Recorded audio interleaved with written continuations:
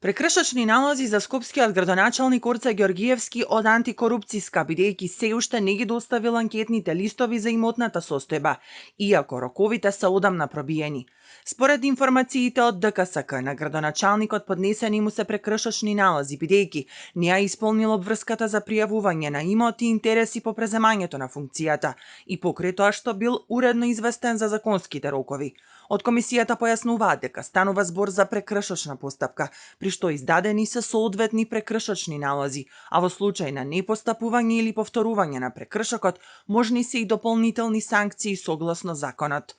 Анкетните листови се задолжителен механизам за транспарентност и контрола на имотната состојба на избраните и именуваните функционери, со цел спречување корупција и незаконско збогатување, согласно со член 82, став 1 од Законот за спречување на корупција и судерни интереси. Сите избрани градоначалници на локалните избори 2025 година имаат обврска најдоцна во рок од 30 дена од денот на изборот да поднесат изјава за имотна состојба и интереси.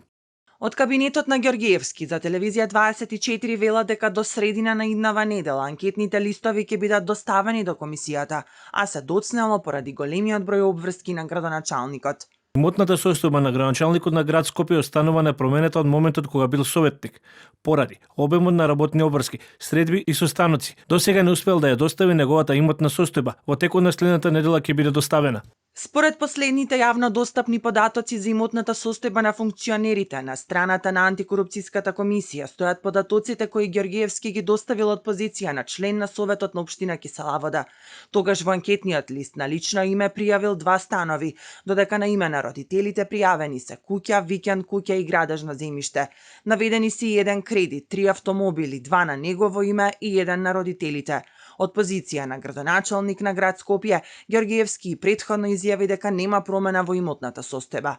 Инаку прекршочните казни за неподнесување на изјава за имотната состојба изнесуваат од 300 до 500 евра, што според антикорупцијските експерти се незначителни и символични суми, поради што неретко функционерите одлучуваат да ги платат за да го избегнат објавувањето на податоците за семејната имотна состојба.